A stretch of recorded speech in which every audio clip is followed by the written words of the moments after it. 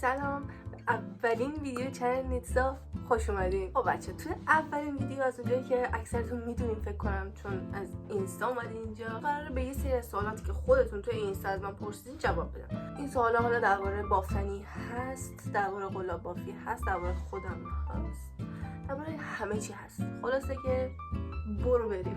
اولین سوالی که از من پرسیدین اینه که بافتنی میخوایم یاد بگیریم، چی بخریم؟ بچه واقعا من خودم با یه دونه قلاب و یه دونه کانوا شروع کردم. هیچ چیز خاصی لازم نیست بخرین، اصلا خودتون رو سخت نکنین.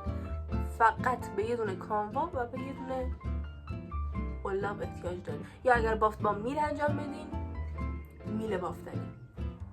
یکیتون میدونم سوال نیست ولی چون خیلی دوست داشتم، یکی بهم گفت چقدر موهات بهت میاد. بوس بهت. خیلی مبتدی بافتنی و از کجاش و چی جوری شروع کنیم؟ بچه چنل من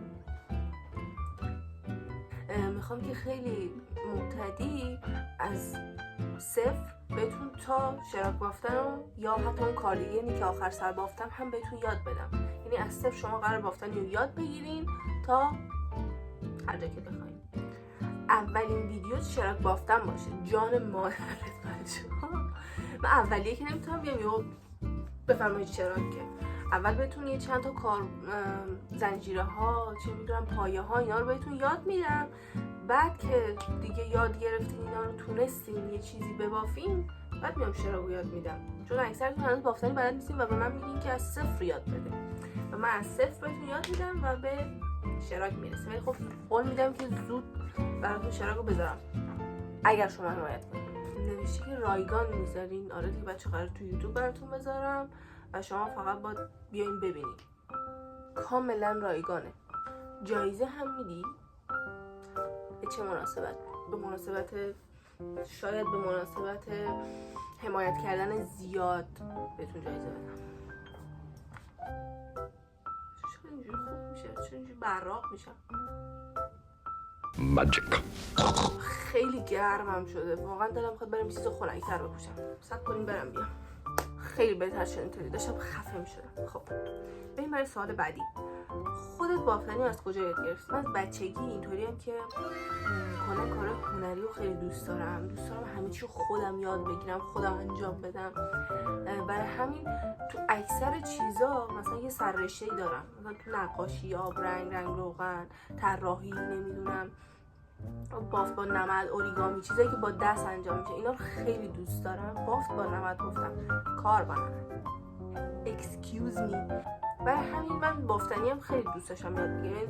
عاشق اینم که برای خودم یه چیزی درست کنم. در مامانم بافتنی بلدن دیگه.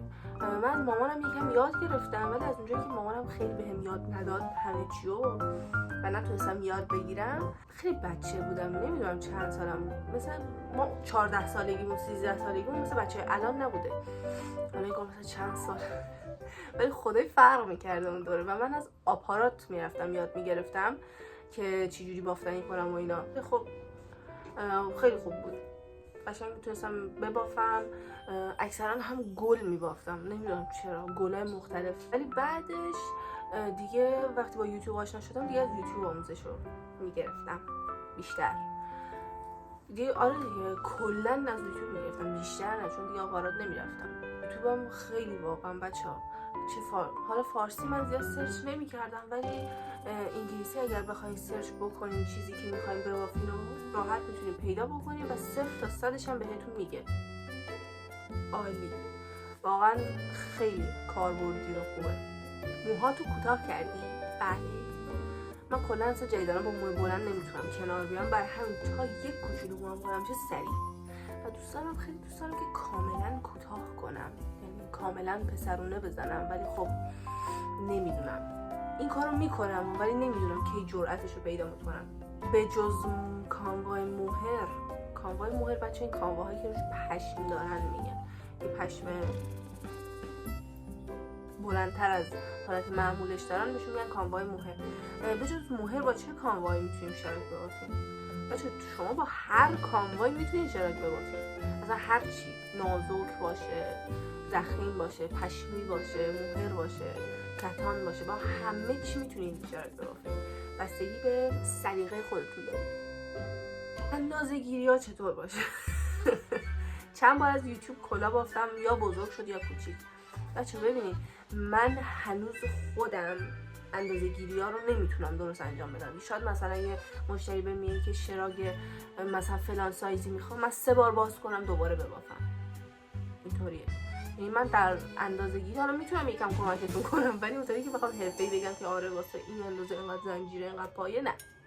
من خودم هم هنوز 3-4 بار باز میکنم دوباره میبافم. خیلی پروسه سختیه به نظرم. من هیچ وقت نتونستم این کارو خیلی دقیق و به یه اصول و قواعدی پیش ببرم. همیشه باز کردم بافتم، باز کردم بافتم. خودم پوشیدم دارم اینقدر بر خودم بزرگتره، مثلا فهمیدم که اینقدر بزرگ باشه. خیلی پروسه عجیبیه. با تجربه میتوانید که به این علم و دانش برسید. من نمیتونم کنم. یه کوچولو چرا، ولی اونطوری که دقیقاً بهتون بگم نه. اولین قدم یادگیری چیکار کنیم؟ اولین قدم یادگیریه که بیاین تو چنل من و منو سابسکرایب کنید. شوخی کردم. بچه واقعا اولین قدم یادگیری اینه که به نظر من اصلا علاقه نداشته باشین نمیتونین یه کاری رو شروع کنین. اولین قدم یادگیری اینه که ببینین علاقه دارین یا ندارین. اگر دارین که برین توی سری از پلتفرم‌ها مثلا آپارات یا یوتیوب یا حتی اینستاگرام سرچ بکنید، ببینین چیزی که دوست دارین ببافین چیه، مثلا آموزشش رو کسی گذاشته یا آموزشش هست یا پیدا بکنین و شروع بکنین دیگه. 0 تا 100 رو توی یوتیوب بهتون آموزش میده دیگه، لازم نیست حتما بافتن بلد باشین. یه قلاب و یه کانوا داشته باشین تمومه. میگه که چی شد که بافتنی رو شروع کردی؟ خیلی خنده داره اگه بخوام بهتون بگم، چون که من قبلا بیرون کار کردم چندین جای مختلف، یعنی تو همه شغلا من سررشته‌ای دارم. زیادم نموندم تو آسری اومدم بیرون، چون اصلا به هیچ عنوان نمیتونم با سابکارام ارتباط برقرار کنم و نه اونا از من خوششون میاد و نه من از اونا خوشم میاد. نمیدونم یه شخصیتی دارم، میدونی چی جوریه؟ اینطوریه که من کارا رو انجام میدم سریعتر از حد معمول و یه جا مثلا استراحت کنم. مثلا به جای اینکه 1 ساعت کار رو انجام بدم، سر نیم ساعت انجام میدم و نیم ساعتش استراحت میکنم. و همیشه فکر میکردن که من هیچ کاری نمیکنم و من اینجوری بودم که من میکنم و نه نمیکنی این کار. و اینطوری بود که اصلا با هم دیگه اوکی نبودیم و منم نمیتونستم باشه واقعا کنار بیام، چون انقدر بهم این کارو بکن. بر هم تصمیم گرفتم که یه کاری که خودم میتونم انجام بدم و یه سررشته توش دارم رو شروع کنم و مهمتر از همه دوست دارم، چون خیلی دوست دارم چیز جدید بسازم. یا مثلا خیلی ایده داشتم برای خودم تو ذهنم که این کارو بکنم، اون کارو بکنم، اینو بسازم، اگه یکی اینو درست کنه چقدر خوشگل میشه و اینا. دیگه اینطوری بود که شروع کردم. جنس کانوایی که استفاده می‌کنید چیه؟ یه چند بار، اصلا نمیتونم بگم زیاد بود فکر کنم، برای یادگیری خودم چند بار یه چند کانوای ایرانی گرفتم و انقدر بچه‌ها زبر بودن، چه پلاستیک پیچیده شده بودن، اصلا نمیتونستم باشون ارتباط بگیرم. از اون به بعد دیگه اصلا از کانوای ایرانی استفاده نکردم، اصلا نزدیکشون هم نرفتم. فقط از کانوای ترک استفاده میکنم که اونم حالا دیگه یه سریشون هم خوب نیست. اکثرا از اینایی که حالت بیبی دارن استفاده میکنم، یعنی برای بچه ها مثلا اکثرا استفاده میشن، چون نه حساسیت زان و هم نه خیلی پرز دارن و نه پرز میدن، خیلی خوبن. که حالا تو ویدیو بعدی بهتون میگم چه کانوایی استفاده کنیم برای چه چیزایی، چجوری مچ آستینا رو تنگ کنیم و کشبافت بشه. اینم حتما یه ویدیو میگیرم براتون میذارم، چون خیلی باحاله و اصلا هم سخت نیست و بهتون آموزش میدم حتما. چی شد که پا به این عرصه گذاشتی؟ با من گفتم متشکرم سابکارهای قبلی که اینقدر با من نساختم و منم باشون نساختم. واقعا ممنونم ازتون. چاکریم. بافت لباس یا عروسک این چجوریه؟ عروسک من تا حالا 1 بار یا 2 بار کلا عروسک بافتم و اصلا نمیتونم با پرسه عروسک بافتن کنار بیام. نمیدونم چرا، احساس میکنم همش با طبق یه الگوی یه پترنی بری جلو برای عروسک بافتن. چیز جدیدی نمیشه درست کرد. برای همین من لباس و اینا رو خیلی دوست دارم. اگه هم توجه کنید مثلا اینکه برام از پینترست ایده بگیرم یا از جایی ایده بگیرم خیلی کمه. معمولا اوایل کارم اینطوری بود. الان اکثرا خودم رنگاشو، طرحشو، مدلشو، همه چیزو از خودم میذارم و خودم فکر میکنم، خودم طراحی میکنم، خودم ایده میذارم، همش از خودمه. برای همین احساس کلا هم با پروسه عروسک بافتن خوشم نمیاد و همین که حس میکنم زیاد نمیتونم توش مانور بدم. برای همین 100% ترجیح هم لباسه، هم شراک. بافت هر شراک چقدر زمان میبره کاملا بستگی به مود خودم و اون بافت و مدل و رنگ شراک داره. حتی چون یه سری دیدین رنگاشون مثلا چند تاییه، حالا کندینه، ولی یه شراکای دیگه که هر تیکش یه رنگه. خب اون خیلی بچه‌ها بیشتر وقت میبره برای بافتن تا اونی که یه رنگه و اینکه نوع بافتش چقدر بهم چسبیده باشن و اینا، این واقعا زمان بره. مثلا یه شراکی که شما باز میبافین خیلی کمتر زمان میبره تا اونی که همش بافتش بهم چسبیده است. یا مثلا پای کوتاه باشه که دیگه پدر در میاد. حدوداً بین 2 تا میانگینشو بخوام بزنم برای بافت شراک 2 روز 2000 years later. 2 روز. اونی که خیلی سخت باشه هم مثلا 2 تا 3 روز. آره همین حدود است. تایپ شخصیتی و خصوصیات اخلاقی. بچه اون تایپ شخصی MBTI فکر کنم اگر اشتباه نکنم یه مدتش بودم IMDb. اونو بچه من واقعا هر دفعه میرم برای خودم تستشو، این همه سوال دیگه تستشو میگیرم و هر دفعه یادم میره که چیه تایپ شخصیتی. و اینه که نمیدونم، تا حالا 3 بار فکر کنم گرفتم و یادم رفته. نمیدونم تایپ شخصیتی چیه، ولی خصوصیات اخلاقی بچه یه چیزی که خیلی بولده تو من حس میکنم اینه که آدمای نزدیکم همیشه بهم میگن که چقدر عصبی. بچه میدونی چیزی من نوع حرف زدنم و بیان احساساتم نمیدونم چقدر تنده و برای همین همیشه به من میگن که چقدر عصبی. من عصبی نیستم، مدلمه. سعی میکنم درستش کنم و میدونم چیز خوبی نیست، ولی خب یکی از خصوصیاتی که جدیداً کشفش کردم و زیاد شنیدمش همین بوده. تاریخ تولد. بچه من متولد 2/5/1382 هستم. متولد 80 هستم. نمیدونم چرا انقدر با دهه 80 مشکل دارم. همین دهه 80 بازی دهه 80. ما دهه 80 موجودات خیلی فرا انسانی هستن.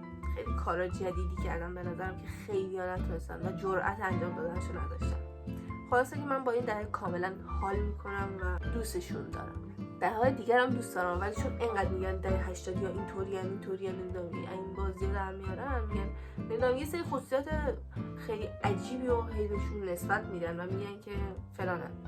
بقیه رو دوست دارم. شما هم منو دوست داشته باشید. چند سالته؟ رشته تحصیلی چیه؟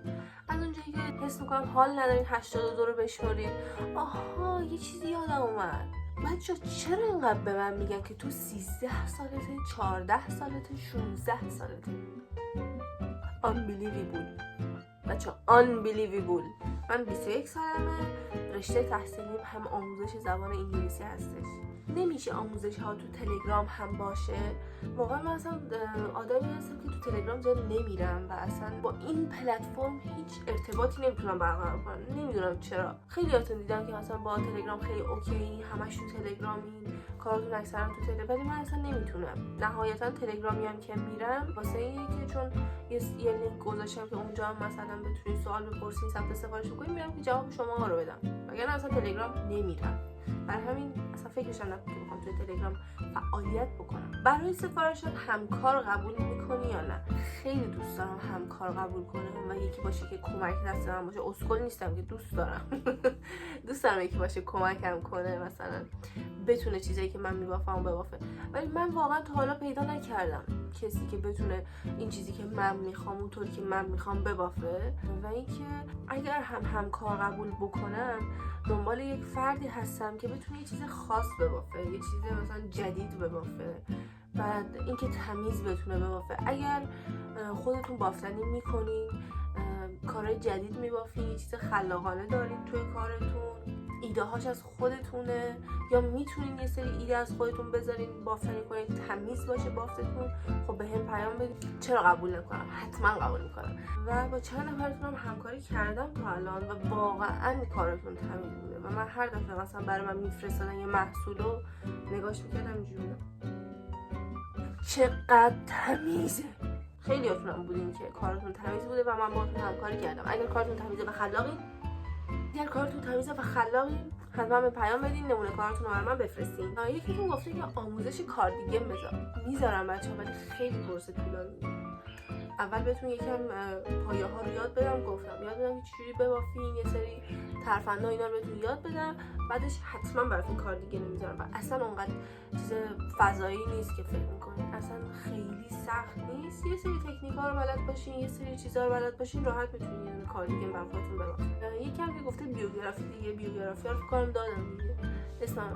اسمم زهراست، 21 سالمه، تو مازندران زندگی میکنم.